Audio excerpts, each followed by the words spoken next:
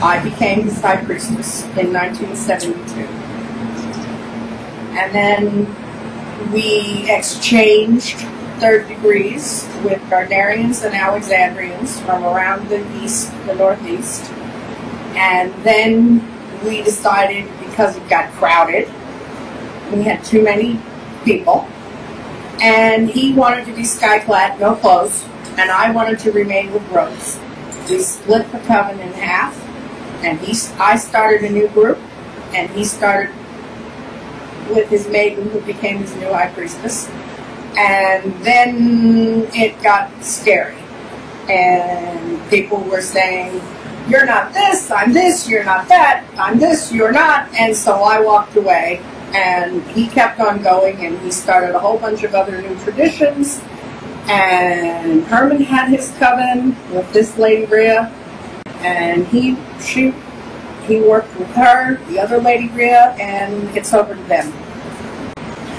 So, Lady Rhea, with an I, you were a deer within the tradition and a magical child. What were your thoughts about Eddie? He was a god. He was simple, he was elegant, he was loving, he was ecstasy. Thank you very much. He was not like your regular high priest. Eddie was just the personification of everything that could possibly be. He didn't go by a set of rules. And as the others would say, secret is your own secrets.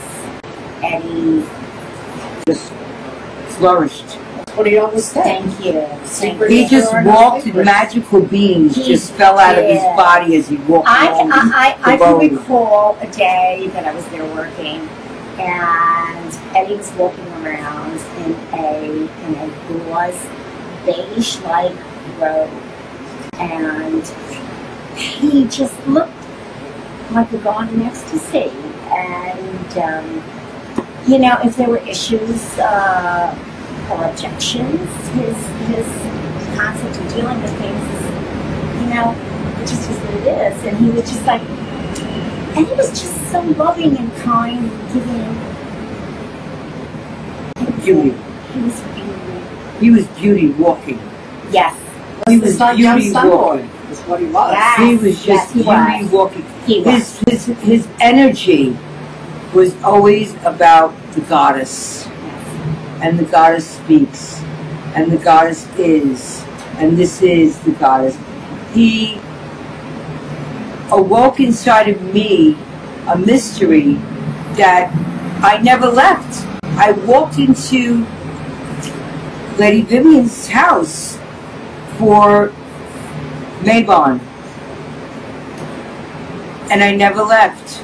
I'm still, to this day, in my mind, in her apartment for my first Mabon ritual. I walked into that Mabon, and I've been there ever since. My mind is still there. If I hear the music, Carmina Burana, which was our traditional coven music, And Herman loved it. and Herman and Eddie loved it, if I hear it on a Domino's commercial, Yes. and my mind is at Circle. I immediately go to Circle. Dun, dun, dun, dun. 40 years of hearing the same music for Circle, it kind of creates a mindset. But he was just magical in himself, just his appearance, these intense green eyes, this long, gorgeous red hair, and this hot, masculine body. He was, and women like, we fawned over you, we fawned over him. All Yes, you did. the women Yes, and all the men had a crush on Eddie.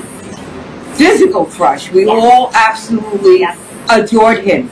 And if he said, do this, we jumped and we did it.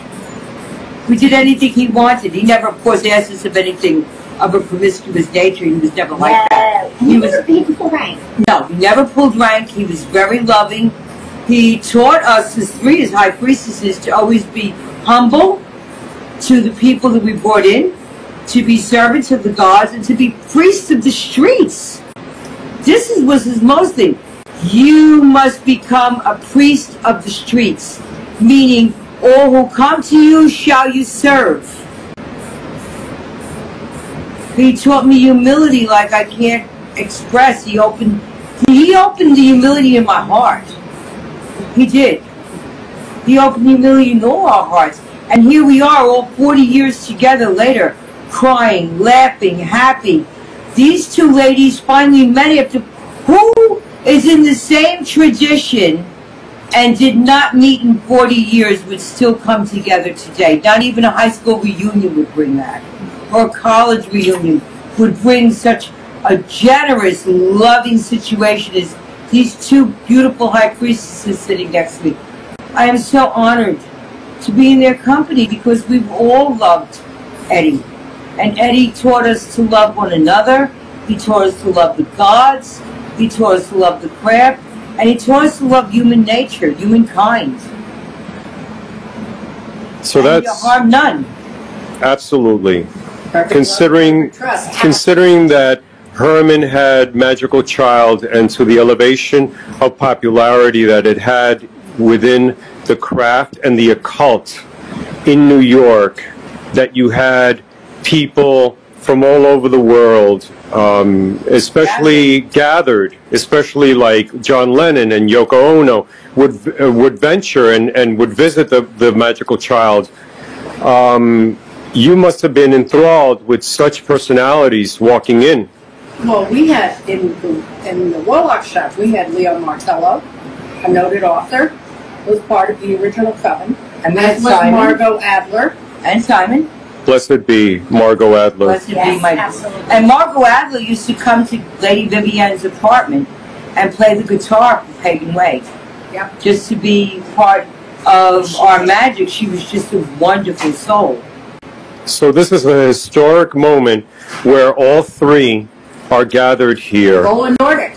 Oh, Roland Dame Nordic. Roland Oh my. She was one of the original coven. Yes. Yes, absolutely. An elder within her own beauty and right. She was great. Absolutely. Nola Rhoda. All hails. George. So, Sweetheart.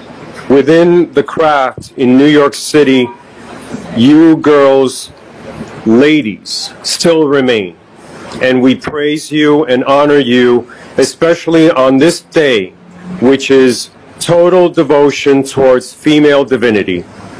Hail to the goddess. Hail to the goddess. Hail to the goddess. So mote it be. So mote it be, my lady. And may you prosper in good health always. Thank you. Thank you, Liz. Thank you for this opportunity. We love Lord Hecato's like we love Eddie. I We fawn over you like we did Eddie. well,